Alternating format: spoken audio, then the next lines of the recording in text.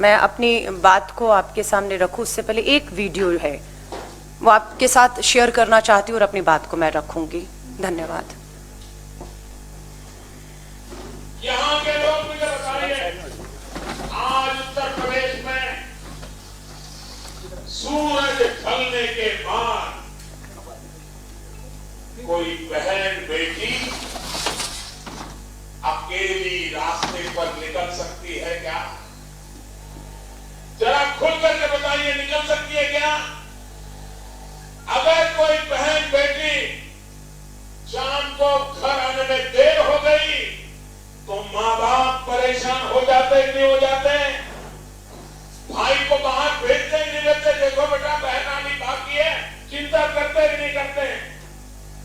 जिस राज्य में आपके रहते हुए आपके परिवार में इतनी महिलाओं को अपने नेता बनाया है, उसके बावजूद भी क्या कारण है कि उत्तर प्रदेश की मां बेटी सलामत नहीं है? शाम को अकेली घर के बाहर निकल नहीं पाती है, क्या कारण है? 8वीं 9वीं की बच्चियां इस बात के लिए परेशान है, स्कूल जाती है, सरफरे लड़के रास्ते में ऐसी भर्ती टोका टोकी करते हैं, बच्चियां स्कूल जाने से करती हैं। ये हालत उत्तर प्रदेश के सामान्य जीवन में आपने पैदा की और दुर्भाग्य यह है कि सामाजिक बुराई से ज्यादा इस बुराई को आपकी पार्टी के नेताओं ने आश्रय देकर रखा है, गुंडाओं को बांध करके रखा है और उसी का कारण है कि उत्तर प्रदेश का यह हाल करके रखा है। भाइयों बहनों, अगर हिम्मत हो, नेक इरादे हो तो आप उत्तर प्रदेश में अच्छी कानून व्यवस्था कर सकते हैं। यही तो सरकार थी, यही तो मुलाजिम थे, यही तो दफ्तर थे, यही तो पुलिस वाले थे। लेकिन जब कल्याण सिंह को सेवा करने का मौका मिला, राजनाथ सिंह जी को सेवा करने का मौका मिला, भारतीय जनता पार्टी के मुख्यमंत्रियों को सेवा करने का अवसर मिला, ये सारे गुंडागर्दी करने वाले लोग या तो जेल में थे या सीधी लाइन पर चलने के लिए मजबूर हो गए।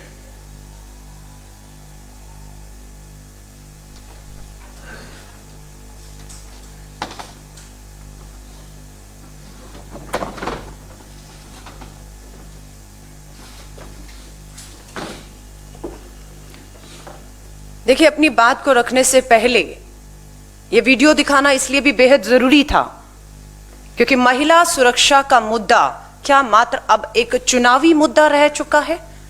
ये जो दहाड़ थी, ये 2017 उत्तर प्रदेश के चुनावों में देश के प्रधानमंत्री जी की ये दहाड़ थी, ये खामोश क्यों हो गई? ये सुनाई क्यों नहीं देती? आज हम सबको मालूम है 17 फरवरी कल उन्नाव में मात्र दलित बेटियों की बात नहीं है, कोई भी बेटी उत्तर प्रदेश में सुरक्षित नहीं रही। कल की घटना मानवता को शर्मसार करती है। एक बार फिर से प्रधानमंत्री जी ने अपने भाषण में कहा, शाम होते बेटियां घर से नहीं निकल पाती थी। ये बेटियां जो उन्नाव की तीनों नाबालिग बेटियां 13 साल उम्र, 16 साल की उम्र और 17 साल की उम्र, खेतों में चारा लेने जाती हैं दोपहर को, शाम तक घर नहीं लौटती, परिवार उन्हें खोजने के लिए पहुंचता है, बेटियों के हाथ और पैर बंधे हुए और चारों तरफ झाग फैली हुई। परिवार बेटियों को लेकर अस्पताल पहुंचता है, 2 बेटियां वहां पर पहुंचते ही दम तोड़ देती हैं। एक बेटी 17 साल की जो जिंदगी और मौत के बीच में संघर्ष कर रही है। उम्मीद की जा रही थी सरकार संवेदनशीलता दिखाएगी, गंभीरता दिखाएगी और मांग उठ रही है। कांग्रेस नेता प्रियंका गांधी जी ने भी लोगों की मांग के साथ आवाज मिलाते हुए मांग की है कि 24 घंटे लगभग होने वाले हैं। क्यों तीसरी बच्ची जो जिंदगी और मौत के मुंह में जूझ रही है उसे एयरलिफ्ट करके अभी तक जो मांग है कि भारत की राजधानी दिल्ली के एम्स में तुरंत लाया जाए। उस बेटी का जिंदा रहना अपराधियों तक पहुंचने के लिए, उन्हें फांसी के तख्ते पर पहुंचाने के लिए भी बेहद जरूरी है। लेकिन देखने में आ रहा है कि हाथरस की घटना में भी बेटी को इलाज में देरी की वजह से जब वो दिल्ली लाई गई देर हो चुकी थी और हाथरस की हमारी बेटी ने दम तोड़ दिया था। तब तक अभी भी सरकार किसका इंतजार कर रही है समझ से परे है। क्यों इस बेटी को एक अच्छा इलाज, समय पर इलाज ना देते हुए जिंदा रहते हुए रखने की जरूरत है। और ये सरकार, बिल्कुल मैं कहूंगी, उत्तर प्रदेश की योगी सरकार एक अभिशाप बन चुकी है, एक अभिशाप बन चुकी है पूरी बेटियों के लिए। लगातार इस तरह की घटनाएं, अपराधियों में डर खत्म हो चुका है। यह घटना एक ताजा उदाहरण वापस हम सबके सामने है। नहीं है अपराधियों में खौफ और डर, और यहां तक कि यह बताया जाता है कि अपराधी तो खुले घूम रहे हैं। इस घटना में भी परिवार को जो है वो बंदी बना दिया गया है। क्यों परिवार तक मीडिया हो, कानूनी मदद हो, या जो उन्हें ताकत दे रहे हैं उन्हें पहुंचने से जो है ये सरकार की पहली कोशिश होती है उन्हें रोका जाए। श्री राहुल गांधी जी ने भी ट्वीट करके परिवार को पूरी तरह से यह यकीन दिलाया कि कांग्रेस इस न्याय की लड़ाई में पूरी तरह से पीड़ित और उसके परिवार के साथ खड़ी है, हम अन्याय नहीं होने देंगे। हाथरस के मामले में सड़कों पर आए, यहां पर भी अगर जरूरत पड़े, सरकार नहीं जागेगी तो सड़कों पर आना पड़ेगा। और उम्मीद ये की जाती है कि बेटी को इलाज मिले।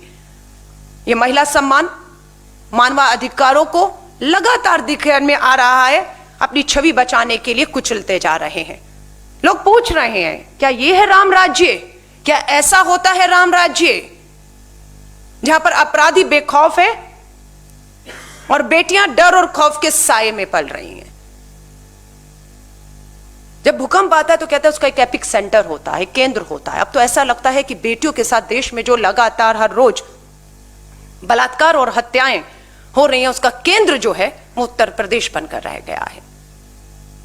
सरकार पूरी तरह असंवेदनशील है, कोई गंभीरता इसमें देखने को नहीं मिलती है। लोगों को पूरा दबाव बनाना पड़ रहा है, चाहे सोशल मीडिया हो, इलेक्ट्रॉनिक मीडिया, अपनी आवाजों को उठा रहे हैं कि किसी तरह सोती सरकार को जगाएं। हमारे देश की महिला बाल विकास मंत्री बहुत से मुद्दों पर बेबाकी से बोलती हैं, हर भाषा में ट्वीट करती हैं। हमें समझ नहीं आ रहा है कि स्मृति ईरानी जी आपको कौन सी भाषा समझ आएगी जिस भाषा में हम आपको समझाएं। गई उनके ट्विटर हैंडल पर, देश की महिला बाल विकास मंत्री उत्तर प्रदेश से आती हैं, सांसद हैं। एक ट्वीट संवेदनशीलता का, एक ट्वीट ये विश्वास दिलाते हुए कि न्याय होगा, उनकी नजर बनी हुई है। पीड़िता को अगर इलाज की भी जरूरत होगी तो उससे भी सरकार पीछे नहीं हटेगी। जरा सी भी संवेदनशीलता नहीं है। देश का महिला बाल विकास मंत्रालय भी मुझे लगता है सिर्फ उन्हीं मुद्दों पर बोलता है जिन मुद्दों को, जो मुद्दे भाजपा की राजनीति को जो है वो सूट करते हैं। यहां तो डबल इंजन की सरकार है ना। पूछना चाहते हैं प्रधानमंत्री जी, केंद्र में आपकी सरकार, यूपी में आपकी सरकार, पुलिस प्रशासन, कानून व्यवस्था सब आपकी जिम्मेदारी है। किससे सवाल किए जाएं? क्यों ये डबल इंजन की सरकार जो है वो फेल हो रही है? क्यों अपराधियों में खौफ नहीं बन पा रहा है? अब ये मान लें कि उत्तर प्रदेश में अगर बदलाव आएगा तो अब सत्ता के साथ ही बदलाव आएगा। अगर यही हकीकत है तो मुझे लगता है कि अब आंदोलित होना होगा, अब सड़कों पर आना होगा। अगर सत्ता के साथ ही बदलाव संभव है तो फिर इस सत्ता को उखाड़ फेंकना होगा जो हमारी बेटियों को सुरक्षा देने में पूरी तरह से नाकामयाब हो रही है। योगी आदित्यनाथ लगातार एक के बाद एक, उन्नाव हो, हाथरस हो, आज का फिर यह घटना कल की हो, योगी आदित्यनाथ जी पूरी तरह से असफल और फेल मुख्यमंत्री साबित हो रहे हैं। ये एक के बाद एक घटना साबित कर रही है। कोई डर पैदा नहीं हो पा रहा। बेटी बचाओ का नारा अब तो बिल्कुल ही यकीन हो चुका है, एक चेतावनी था कि भाजपा की सरकार आ रही है देश और उत्तर प्रदेश में, बेटी बचाओ। गंभीरता से लोगों ने नहीं लिया कि सरकार आ रही है और उस सरकार से ही अपनी बेटियां बचाना आज एक सबसे बड़ी चुनौती बन चुका है देश के लिए। आप सभी मीडिया साथियों से कहूंगी, खामोश कर दिया जाता है हर उस उठती हुई आवाज को जो इस सत्ता के खिलाफ उठती है, लेकिन यह आवाज पीड़िता और उसके परिवार के लिए उनके कानों तक पहुंचेगी तो यकीन है उस पीड़ित परिवार को भी न्याय की उम्मीद जिंदा रह पाएगी। वो हमारी बेटी जिसे अभी भी इलाज से, अच्छे इलाज से मैं कहूंगी वंचित रखा गया है, किन कारणों से नहीं समझ आ रही। हमने देखा है किसी वीआईपी को कुछ भी होता है, 1 सेकंड के अंदर हवाई जहाज, प्लेन, डॉक्टरों की टीम खड़ी रहती है और तुरंत दिल्ली लाके उसे बस से बस अच्छे से अच्छा इलाज देने की कोशिश होती है। जब हमारी बेटियों के साथ जघन्य अपराध और जिंदगी और मौत के बीच में जूझती हैं तो कहां सरकार जो है वो पीछे हट जाती है। हम मांग करते हैं कि हमारी ये जो तीसरी 17 साल की नाबालिग बेटी जिंदगी और मौत से जूझ रही है उसे तुरंत दिल्ली शिफ्ट करके उसे अच्छा से अच्छा इलाज किया जाए ताकि अपराधियों तक हम लोग पहुंचने में कामयाब रहे, उन्हें सजा दे पाए और उदाहरण पेश कर पाए।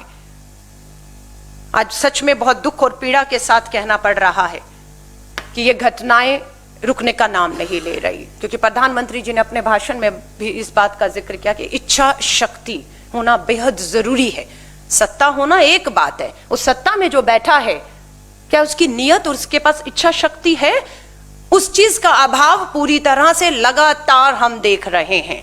प्रधानमंत्री जी से हाथ जोड़कर निवेदन करना चाहेंगे कि बेटियों के साथ हो रहे जघन्य अपराध राजनीतिक मुद्दा नहीं हो सकते, लेकिन 2017 के उत्तर प्रदेश के चुनाव का आपका भाषण, आपकी ये हुंकार, आपकी ये ललकार जो कहीं ना कहीं खामोश और शांत हो चुकी है, क्योंकि आपको भी पता है उंगली आपकी सरकार पर, आपके उन नेताओं पर उठ रही है जो कहीं ना कहीं अपराधियों के समर्थन में या उनकी ताकत बन जाते हैं और पीड़िता न्याय से दूर चले जाता है। उम्मीद करते हैं ये बात देश के प्रधानमंत्री नरेंद्र मोदी जी के कानों तक पहुंचेगी। हाथरस के मामले में उन्होंने आगे बढ़कर एसआईटी के गठन की बात की थी। उम्मीद करते हैं देश के प्रधानमंत्री जी, एक फोन की दूरी पर भी है आपके मुख्यमंत्री, तुरंत आदेश करिए, बिना समय गवाए पीड़िता बेटी को तुरंत दिल्ली शिफ्ट करके अच्छा इलाज दिया जाए ताकि अपराधियों तक पहुंचा जाए और बेटी के साथ न्याय हो, ऐसी सजा मिले कि कम से कम अब आगे रूह कांप जाए अगर कोई भी इस तरह से हमारी बेटियों को, नाबालिग बेटियों को खास तौर से मैं कहूंगी, शिकार बनाने की कोशिश करता है तो।